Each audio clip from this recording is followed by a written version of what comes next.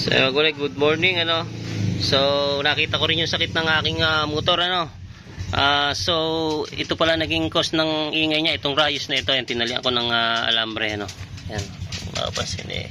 Tinalian ko, nakasuksok yan din eh. Yan, napansin ko agad eh. Pero nagpalit ako ng kadena kasi ang pinagbibintangan ko, baka kako yung kadena. Ito yung kadena niya kanina. Ayan. Eh, okay pa naman to, oh. Tapos ito yung dati ko pinagpalitan, eh, okay pa rin naman. So, magulay. Okay pa rin naman yan.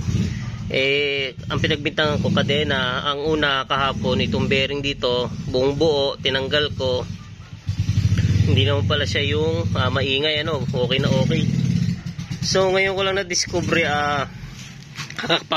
kakapa ko rito. Nakapa ko itong malog na isang rayos. To.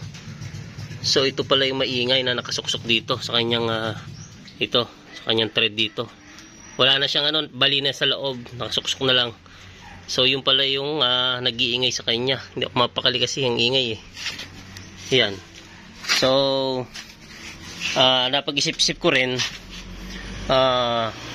mahalaga pala talaga ang rubber damper dito sa may sprocket, ano, dito.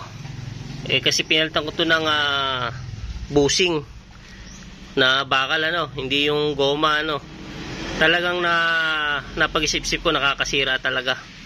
Syempre pag nagkambyo tayo, may may play na ganun eh. Eh wala siyang play, gawa ng bakal nga yung ginawa nating bushing, ano.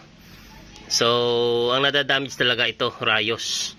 Napag-isip-isip ko kasi bigla na lang yan na gada kambyo mo, papalo hanggang sa talagang itong rayos ito eh, inuuga niya ng inuuga sa tuwing tayo kakambyo, mag-engine brake.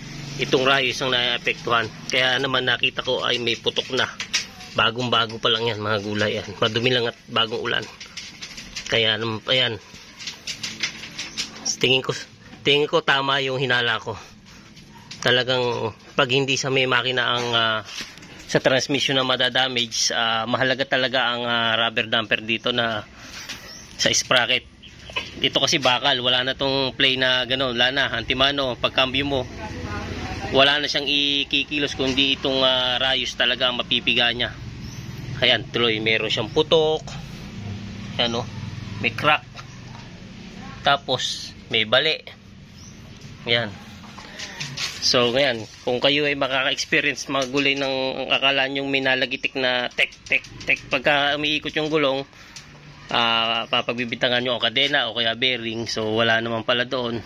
So chinek ko na rin dito yung sprocket dito, yung counter shaft niya, ano. Inano ko na rin, inuga ko. So wala naman ako nakikita. Tapos pag nire-revolution ko, okay naman siya. Pag tumakbo ako matulin, okay naman, nawawala yung tunog. So sa sobrang tulin siguro, hindi na makatunog yung rayos na nakasuksok dito. Oh. Ayan, bali eh. Yan. So ganun lang mga gulay, share ko lang base sa experience ko, ano.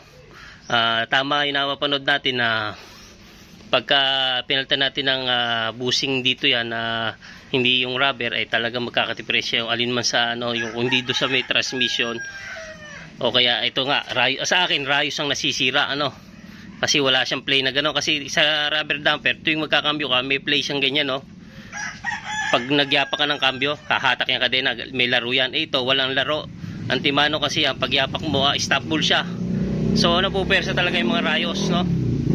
So yun ang kasi sa wali na yan mga gulay, oh. Wala na tayong dapat yun sa wali na yan. So yun ang aking talaga hinala. Kung pag mapalitan na lang ng to rubber damper na yung may goma sa loob. Yun ang mahalaga. Yan. Kasi talaga sisirain talaga ito. Ito talaga yung dadamage niya diyan. Sigada kambyo natin papalo yun ng papalo. Wala siyang ipalo. Kaya ito ang bagas ako napipintig yan napipintig, nagaganon. Hindi lang natin nararaanohan pero nagaganyan siya sa tuwing magkakambyo tayo. So yun lang mga gulay, share ko lang sa inyo base sa akin. Kung kayo may marinig na maingay, check nyo lang muna yung rayos, ano. So yun lang at ilang araw ko na rin iniisip to Nagpalit ako kahapon ng bearing yun. Talagang halos iniisip ko talaga, hindi ko makita yung kakakapa ko, nakapa ko rayos. So yun lang, thank you for watching. Sana may natutunan kahit kapraso, no. Ayan, aking motor na Rusi. Bye bye.